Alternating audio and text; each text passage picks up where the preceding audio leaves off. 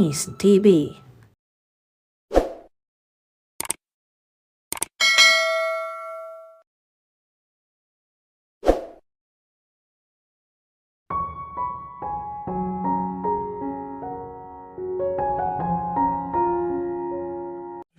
Alam ni Dominic na wala na sa bahay niya si Andrea dahil 2 beses na siyang sumubok tumawag sa landline niya subalit walang sumasagot. Magkahalong damdamin ang umukupa sa dibdib niya. Una, nakahinga siya ng maluwag. Pangalawa, kasabay ng relief ay naroon naman ang pag-alala. Ano ang gagawin nito upang bawiin sa ina ang sinabi? Paano mahahandle ni Andrea ang sitwasyon? Hindi na niya problema yon. Tulad ng sinabi niya rito, nagawa nito ng paraan ang gusto't na pinasok. Panahon na para matuto itong maging responsable. May sarili siyang buhay at hindi maaaring nasa tabi ni siya nito parati. Panahon na para asikasuhin naman niya ang sariling buhay. All his thoughts were fair, correct, and reasonable. Pero paanong tila hindi sumasang-ayon ang dibdib niya sa isip niya? Ikinagagalak niya ang kaabalahang dulot ng trabaho niya. Sandaling hindi makapenetrate sa isip niya si Andrea. Kailangan tapusin niya ang shooting sa San Rafael sa susunod na 24 oras. At pagkatapos niyon ay may out-of-town brainstorming ang production staff niya sa Laguna kung saan may isang eksenang kukunan sa mismong lugar para lang sa 2 bida sa telenobola nila. Isang araw lang iyon kalahati. Kinabukasan ng tanghali ay babiyahin na siya pabalik ng Maynila. Kailangan niya makabalik sa Maynila kaagad upang daluhan ang premiere night ng pelikula ni Iliana. Nag-promise siya na siya mag-escort dito. Mabuti na lang at Laguna lang ang shooting out-of-town meeting nila. The shooting would probably take 3 hours to 5 hours tops. Kinabukasan na ng tanghali natapos ang shooting sa San Rafael. Umuwi siya para lang maligo, magpalit ng damit at kumuha ng ilang gamit para sa out-of-town meeting at shooting nila ng production staff. Makalipas lamang 1 oras ay inilabas na niyang muli ang Nissan pickup niya sa garahe ng unit niya. Agad na binuksan ng security guard ang gate ng compound nang may isang taxi ang pumurado sa mismong harap ng main gate at humarang sa daraanan niya. Inisip niya ang isa sa mga kapitbahay niya. Matyagang hinintay niya ang pagbaba niyon at ang pag-alis ng taxi. Naglalaro ang mga daliri niya sa manibela habang hinihintay na bumaba ang pasero. Subalit gayon na lang pagkabigla niya nang bumaba at makilala ang sakay ng taxi. Si Tita Constancia. At nang makangat ito ng paningin ay nakita siya. Kasabay ng malapad ng ngiti at ang pagkaway nito. Napilitan siyang iatras sa sasakyan at iparada iyon nang hindi nakaharang sa gate at pagkatapos ay bumaba at sapilitang sinalubong ang mami ni Andrea. Oh God, bakit kailangan magkita silang dalawa? Bakit hindi ito at si Andrea muna ang nagpanagpo? Bakit hindi ho kayo tumawag at nang masalubong kayo? Ang unang lumabas sa bibig niya, kasabay ng pagmano rito at pagkuha ng bagahe nito. Mabigat tong traveling bag ninyo, tita. Ano bang tita? Wika nito. Nakaplaster na sa bibig ang ngiti. Sanayin mo ang sarili mong tawagin akong mami, iho. Natigil sa paghakbang si Dominic. Tila na estatwang basta na lang tumayo roon at nakatitig sa nakatatandang babae. Nasa itaas ba ang asawa mo? May pupuntahan ka yata? Patuloy nito. Nakakahapo ang biyahe. Gusto ko magpahinga. Saka pa lang siya nakakilos. Tara ho sa bahay. Hinawakan niya ito sa braso at inakay patungo sa townhouse. Naramdaman niya ang panglalamig ng braso nito, gayong nagpapawis naman. Okay ka lang ba tita? Medyo nanlalamig kayo. Pahinga lang kailangan ko. Mahaba rin naman biyahe. Lumuwas ako kaninang madaling araw. Teka, asan ba yung asawa mo? Nako, kayo mga bata, oo. Bakit hindi man lang ninyo sinabi sa akin nang nagpakasal kayo? Hindi naman ako tututol. Agad na naghagilap ang isip niya ang isasagot. Nasa grocery po si Andrea tita. At huminto ito sa paghakbang at tiningala siya. Sa kabila ng paghahapo sa mukha ay naroon ang ngiti. Sabi ko na sa iyong mami. Mami ang itawag mo sa akin, iho. Mami. Bumuntong hininga siya. Naisip niya si Andrea. Si Andrea lamang ang tumatakbo sa isip niya ng oras na iyon. Nang gagaliiti ang utak niya. Gusto niya sugudin ng babae. Kinuha niya mula sa bulsa niya ang susi ng townhouse at binuksan niyon. Pumasok ho kayo at magpahinga. Tatawagin ko po si Andrea nang magmamadaling magtungo at umuwi rito. Inakay niya ang matandang babae papasok sa kabahayan. Kasabay niyon ay ang pagtunog ng telepono sa bulsa ng pantalon niya. Dinukot niya ang cellphone at tiningnan ang screen. Si Andrea iyon. Maupo ho muna kayo diyan. Aniya sa mami ni Andrea at pagkatapos ay lumabas at doon sinunod ang tawaga. Andrea, narito ang mami mo. Bulong at mataas na sabi niya. Kasabay na paglinga sa matandang babae na naupo at inihimlay ang ulo sa sandalan at sa wari ay pagod na pagod. Nasa tinig nito ang panik na sumagot. Alam ko, katatawag lang ni Tito Fidel Dominic. Di ko alam gagawin ko. Nanggagaliiti ang mukha niya. Akala ko ba sa 1 linggo pa darating ang mami mo? Yun din ang alam ko eh. Pero itinawag ni Tio Fidel sa akin kanina lang. Gusto raw tayong surpresahin ni mami. Pero nag-aalas dito kasi dahil walang sasalubong dito sa estasyon ng bus kaya tinawagan ako. Andrea, mayroon ako importanteng meeting eh. Kaya pwede ba pumunta nga dito ngayon na?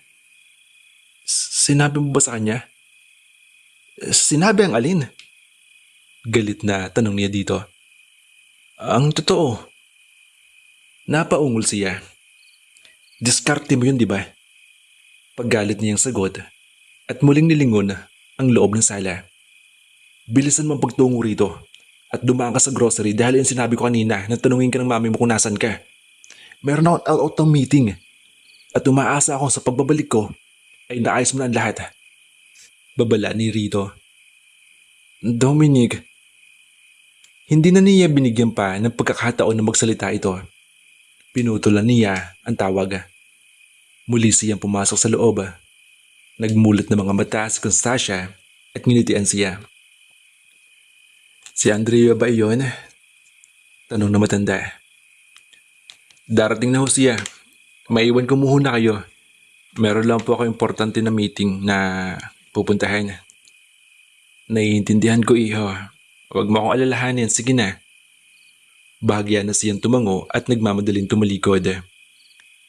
Nasa daan na siya at paulit-ulit na nagmumura at ipinupukpok ang kamao sa manibela. He had today and tomorrow as a reprieve. Napaungol siya. Ano ang gagawin niya? Ito talagang si Andrea. Malalagot siya pag nagkita sila. Umaasa siyang itutuwid nito ang kasinungalingang ginawa sa ina. Nasa pagbabalik niya ay umuwi na uli ito sa San Ignacio at kung hindi man ay sana alam nitong hindi sila mag-asawang totoo ni Andrea. Lumipas ang ilang araw. Ikatlong gabi na ngayong hindi umuwi ang asawa mo, Andrea. Tanong ni Constancia mula sa barandilya ng loop at nakapanungaw sa kanya.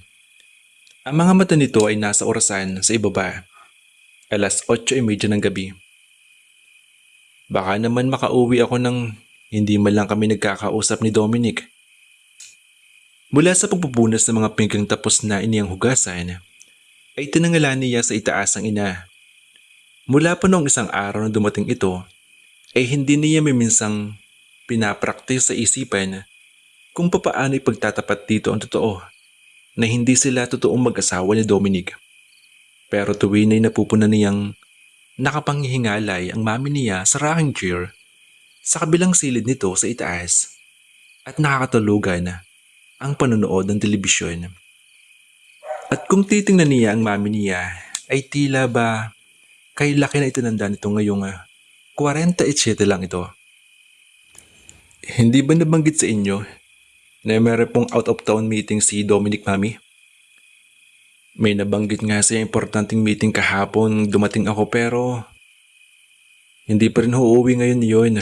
Baka bukas ako ng gabi. Putol niya, sasabihin ng ina. Kahapon ay sinubukan niyang tawagan ang number nito pero hindi ito sinumasagot. May matinding sakit na gumuhit sa dibdib niya dahil malamang ay kasama nito sa Sarah sa out of town meeting nito. At sa mga sandaling ito ay malamang na naglulunoy sa kaligayahan ang dalawa sa kung saan man cottage o hotel ang mga ito nakatuloy. Well, sana'y tinawagan ka man lang niya, di ba? Hindi nito hinintay na sumagot siya at agad na dinutungan sinabi. Ang daddy mo'y hindi nakakatiis na hindi tumawag kapag maghapong nawawala sa atin. Abay, ang asawa mo'y may 2 araw na hindi umuwi. Napaikot na lang ang kanyang mga mata. Si daddy iyon at asawa niyo siya. Not to mention dad loves you so much. Iyon ang gusto niyo sabihin. Iba naman ho ang trabaho ni daddy, mami. Besides, tumawag naman ho si Dominic. Tulog na kayo. Kinumusta nga niya kayo eh. Oh God. Panibagong kasinungalingan na naman to. Sa isip niya iyon. Umaliwala sa mukha nito sa sagot niya. Teka nga pala. Hindi mo pa na ipapakita sa akin ang wedding album ninyo? At bakit wala kang wedding ring? Si Dominic man ay napuna kong walang suot nung araw na dumating ako. Muntik na niyang mabitawan ng pinggang pinupunasan kung hindi niya naagapan. Agad na gumana ang isip niya na idadahilan. Nasa jeweler na kasamahan ni Dominic po sa trabaho ang wedding rings namin, mami. Ipinaresize.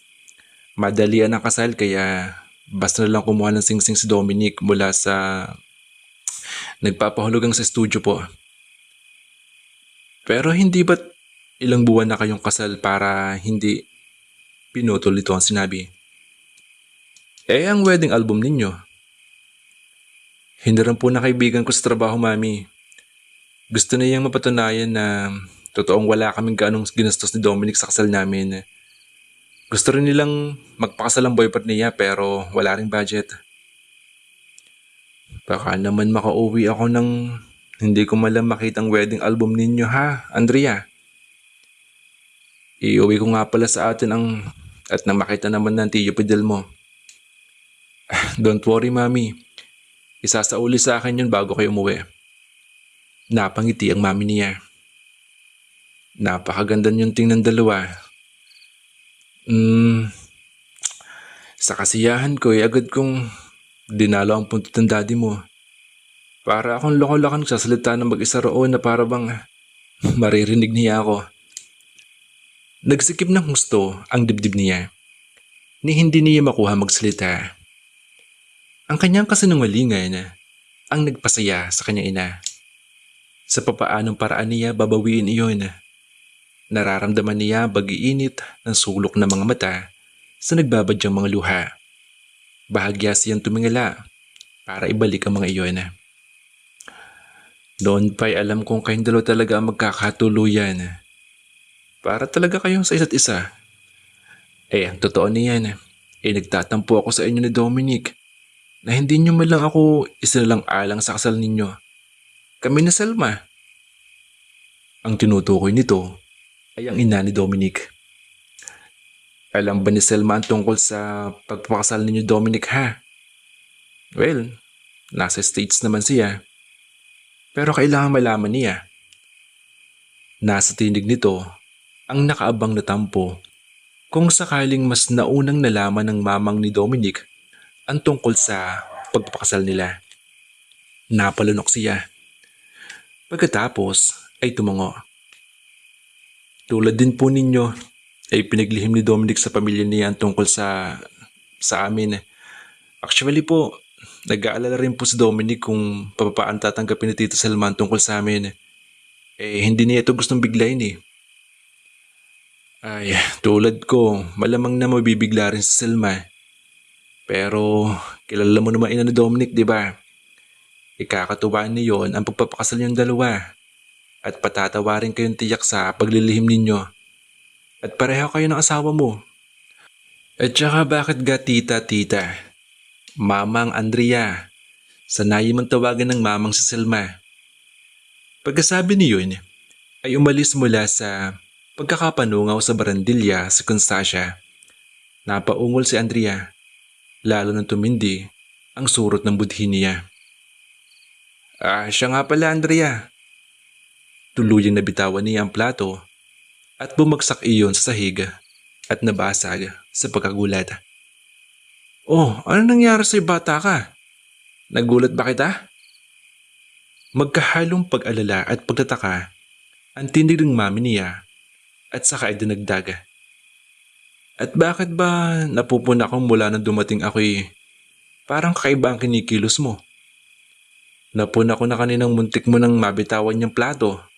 At ayan nga, nabagsak na nga. Nakagat ni Andrea ang labi.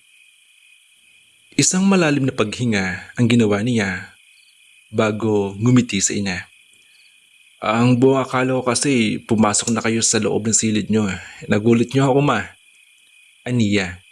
At yumuko para damputin ang platong nahati sa kung ilang piraso. Mag-iingat ka at baka masugatan ka. May nalimutan nga pala akong itanong sa iyo. Oh God, heto na naman ang tanong nito. Nabumugtol sa kanyang dibdib. Hindi ka pa ba nagdadalang tao?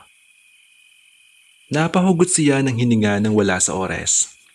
Minadali ang pagdampot sa mga basag na pinggan at dinala iyon sa basurahan. Pagkatapos ay tinungo ang lababo at naghugas ng kamay. At least, sa distansyang iyon, ay hindi mapupuna ng mami niya ang panginginig ng mga kamay niya. Nagdadalang tao, mami? Bakit yun naman po naitanong iyon? Sinikap niyang itago ang alarma sa tinig niya at hindi lumingon sa itaas. Kapag lumingon at tumingala siya sa iniya, ay tiyak na makikita ng Constancia ang pagtakas ng dugo sa mukha niya. Aba, at ang batang ito, natural na magtanong ako dahil natural lamang sa mag-asawa ang magkaanak. Malibang pareho kayong may diferensya ni Dominic. Halos piniga ang puso niya ng sandaling iyon. Alam niya kung saan patutunguhan ang usapang iyon. She wanted to be a grandmother before she died. Lalo nang nagiging komplikado ang mga bagay-bagay para sa kanya. Para sa kanilang dalawa ni Dominic. Papasaan ba't doon din ang tuloy, mami? Huwag kayong mainip. Hindi maaaring hindi ako maiinip, Andrea. Pagdiriin nito na muli gusto niyang mapapitlag. Matanda na ako at may sakit. Baka naman kamatayan ko na ang paghihintay sa magiging apo ko. Kahit papaano, si Selma may apo na sa panganay na anak niya. Kahit hindi lumingon si Andrea, ay naramdaman niya sa tinig ng ina na nakasimangot ito. Hindi niya alam kung papaano sasagutin iyon. Pagkatapos huminga ng malalim, ay humarap siya at tumingin sa itaas. Subalit wala na roon ang ina at nagbalik ng tuluyan sa silid nito. Napasandal siya sa counter at mariing napapikit.